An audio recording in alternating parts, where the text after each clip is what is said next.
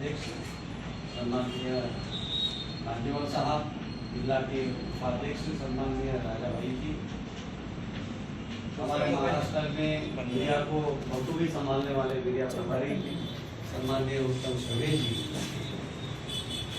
हमारे बड़े भाई जिनको जिम्मेदारी देना अभी बाकी है, अभी जिन्होंने कारपोरेशन का इलेक्शन बहुत अच्छी तरीके से लड़ा, नागपुर जिले के माजी महासचिव सम्माननीय चंद्रशेखर कांबळे जी, सवेरे ही जिन्होंने लगभग 70 से 80 नवयुवकों की बहुत अच्छी मीटिंग कराई और इसमें प्रमुखता से मुस्लिम समाज के कुछ बच्चे इन द सेंस 18 साल कंप्लीट हुए युवा, और कुछ बुद्धिस्ट समाज के थे, कुछ ओबीसी समाज, कुछ मुस्लिम समाज, ऐसे जिन्होंने बहुत अच्छी मीटिंग हमारी नागपुर में कराई हमारी ऑफिस में। ऐसे सुमित जी, जिनको हमने युवा का अध्यक्ष भी बनाया, और उनको कहा कि आने वाले 15 दिन में जो आज आपने 50 लड़कों की मीटिंग लगाई, तो आप 5 लड़कों की मीटिंग लगाए। ऐसे हमारे सुमित जी और नागपुर शहर के युवा तड़पदार अध्यक्ष, जिन्होंने अभी महानगर पालिका का इलेक्शन लड़ा, अभी काफी आशाएं भी थी उनसे, खैर अभी नहीं तो आगे होगा। हमारे हमारे जी और शहर के महासचिव सम्माननीय नागपुर साहब, विधानसभा के दोनों अध्यक्ष, विधानसभा के सभी पदाधिकारीगण, हमारे सीनियर साथी महिलागण, सभी साथियों को मेरा जय हिंद। साथियों, ये कल से हमारी लगभग 7वीं-8वीं मीटिंग चल रही है, 7वीं मीटिंग चल रही है, और नागपुर में क्या काम चल रहा है, इसीलिए मैं 3 दिन का समय निकालकर नागपुर में आया। आप लोगों की दोनों विधानसभाओं की संगठन की समीक्षा के बाद विधानसभा की कमेटी तो बन गई, लेकिन विधानसभा के नीचे जो हमें काम करना है वो अभी बाकी है। आपका काम चल रहा है, मैं हर दिन देखता हूँ, संडे को देखता हूँ, अनिकेत मुझे भेजते रहते हैं, जबड़े जी भी डालते रहते हैं, तो काफ़ी अच्छा काम चल रहा है। घर घर चलो अभियान चल रहा है, दोनों विधानसभा में चल रहा है, बहुत अच्छी बात है। लेकिन साथियों, आज मेरा यहाँ आने का मकसद कुछ और था। मकसद ये है कि 5 तारीख को जो स्टेट मीटिंग हुई, उस स्टेट मीटिंग में आदरणीय रामजी गौतम साहब ने हम सभी लोगों को संगठन का एक काम बताया कि इस महीने में हमें 28 तारीख तक संगठन का बाकी काम स्टॉप करते हुए अपने BLA 2 का काम पूरा करना। BLA 2 का काम इसलिए पूरा करना है कि आप लोगों को मालूम है,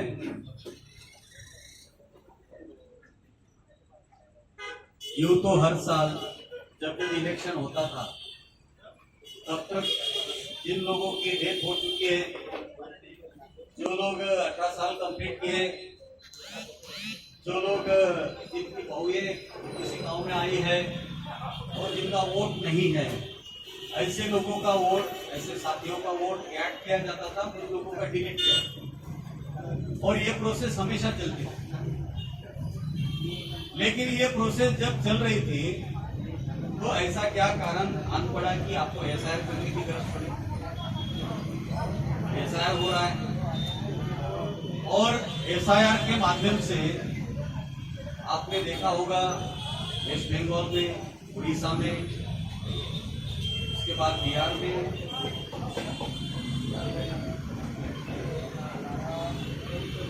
हर जगह पर, तमिलनाडु में,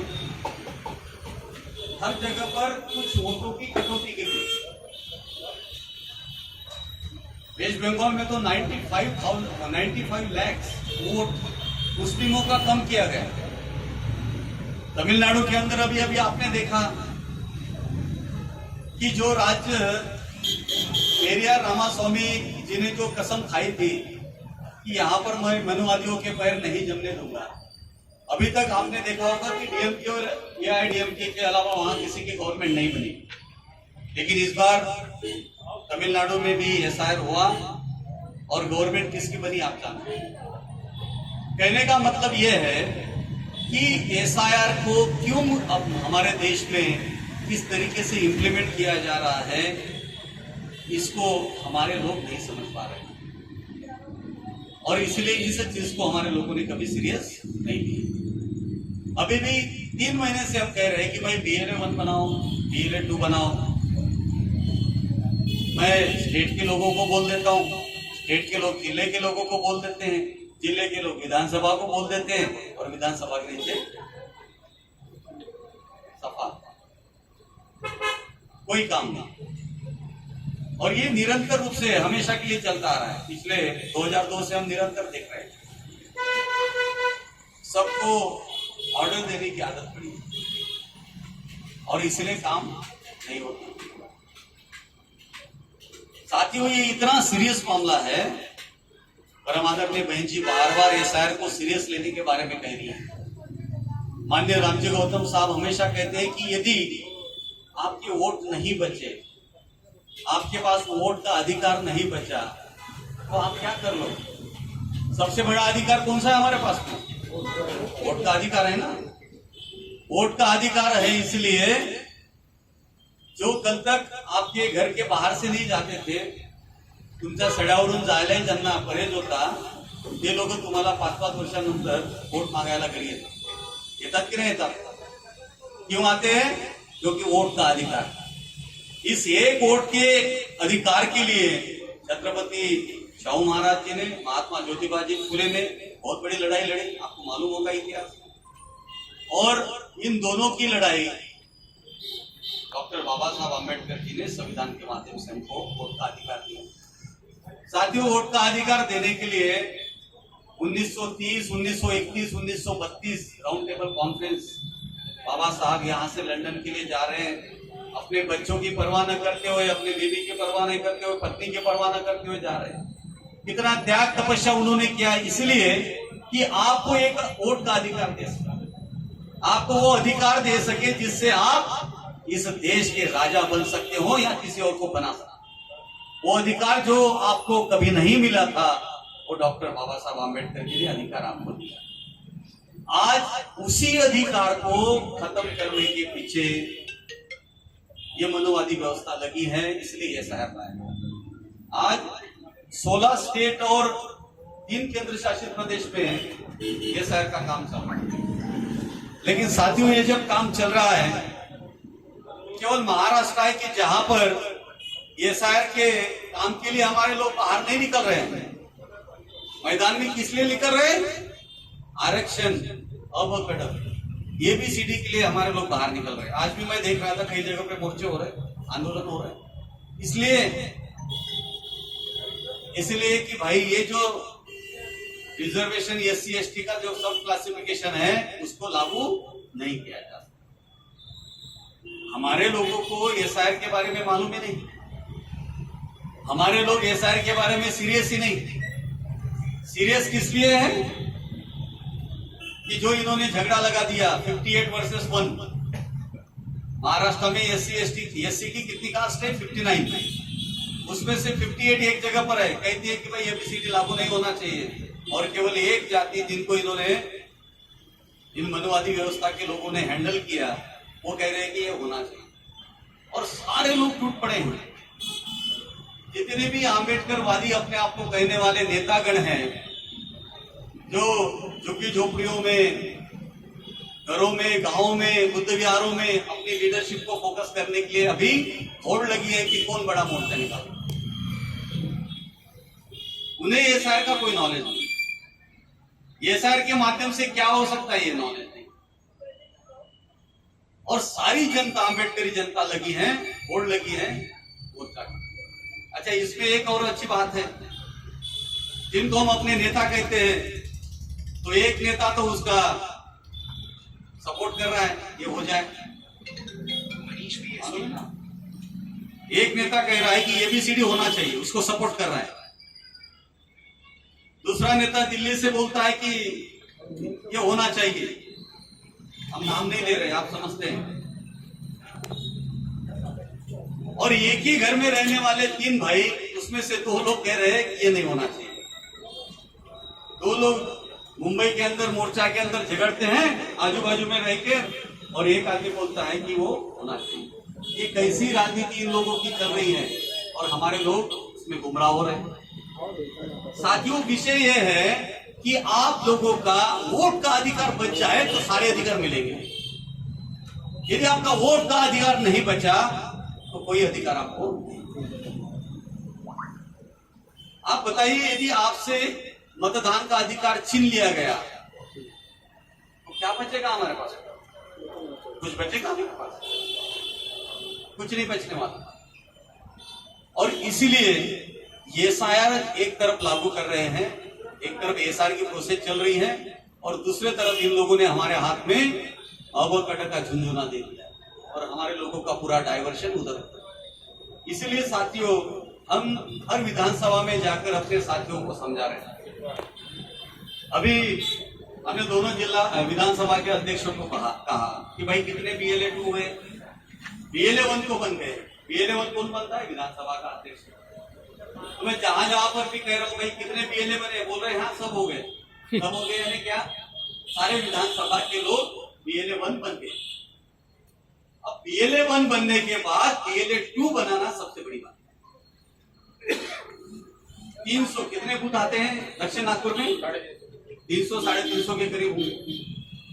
अब 300 साढ़े 300 बूथ है और हमारे पिल्लेवाल जी BLA नंबर 1 है, इनको BLA 2 बनाना है, जो हर बूथ से एक आदमी होगा और उसकी परमिशन के बगैर किसी का वोट कम नहीं हो सकता। उनको बिना पूछे, BLA 2 को बिना पूछे किसी का वोट कम नहीं होगा। अब आप बताइए कि हमारा BLA 2 है ही नहीं तो किसको पूछेंगे? अब किसी का वोट कम हो रहा है और उसके ऊपर ऑब्जेक्शन लेने वाला कोई है ही नहीं तो किसको पूछा जाएगा? आपको मैं हालत बताता हूं। हालत आज की तारीख कितनी है? 14। 3 जुलाई 2026 को इलेक्शन कमीशन ने आंकड़े प्रदर्शित किए, मुझे भी भेजा। उसके पहले 25 तारीख को इलेक्शन कमिश्नर ने मुझे एक लेटर भेजा। मैंने वो लेटर स्टेट के ग्रुप में डाला जिससे कि सीनियर साथी सभी उसको देखकर उसके ऊपर काम करें। सभी लोगों ने देखा होगा, देखा नहीं देखा मुझे नहीं मालूम, देखा है। एक लेटर मैंने डाला था तो इलेक्शन कमीशन कह रही थी कि भाई आपकी राष्ट्रीय पार्टी है और आपके 288 विधानसभा में से केवल एक विधानसभा है चंद्रपुर की जिसने 155 BLA 2 किया, बाकी 287 विधानसभा ने कुछ नहीं किया। तो मैंने वो सडनली सभी जिलाध्यक्षों के लिए और स्टेट के सभी जिम्मेदार पदाधिकारियों के लिए स्टेट के ग्रुप में मैं वो निकाला कि बोला आप इसके ऊपर काम करो, हमारा वोट बचेगा तो हमारी इज्जत बचेगी, हमारा स्वाभिमान बचेगा। वोट नहीं बचेगा तो हमारे पास कुछ नहीं बचेगा। साथियों, 3 जुलाई को मेरे पास रिपोर्ट आई। उस रिपोर्ट पे जो लिखा है वो मैं आपको बताना चाहता हूँ, वही बताने के लिए मैं आया।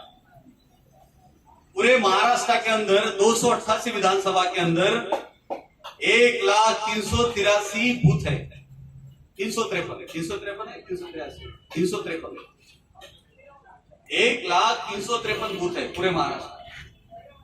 तो BLA कितने बनने चाहिए? 1,03,53। तो इलेक्शन कमीशन ने रिपोर्ट भेजी मेरे पास में कि भाई देख लो कितना कितना किसका हुआ है। 1,03,53 में से बीजेपी के बने 83,000। 1,03,53 बूथ में से बीजेपी के कितने BLA 2 बने? 83,000। कांग्रेस के बने लगभग 31 से 32,000। उसके बाद ये जो राष्ट्रवादी है उसके बने 11,000। दूसरे राष्ट्रवादी हैं उसके बने 13,000। शिवसेना के बने 30,000। दूसरी शिवसेना उसके बने 60,000। यहां तक कि मनसे के भी 5,000 बन गए। और हम तीसरी राष्ट्रीय पार्टी हैं। हमारे कितने मालूम है? हमारे कितने बने मालूम है? हमारे बने 1213। बहुत अच्छी बात है, खुशी की बात है। नेता इतने हैं, इतने लोग हैं, इतने कैडर्स हैं, लेकिन काम करने के लिए कोई, सारे नेता बन जमीन के ऊपर काम।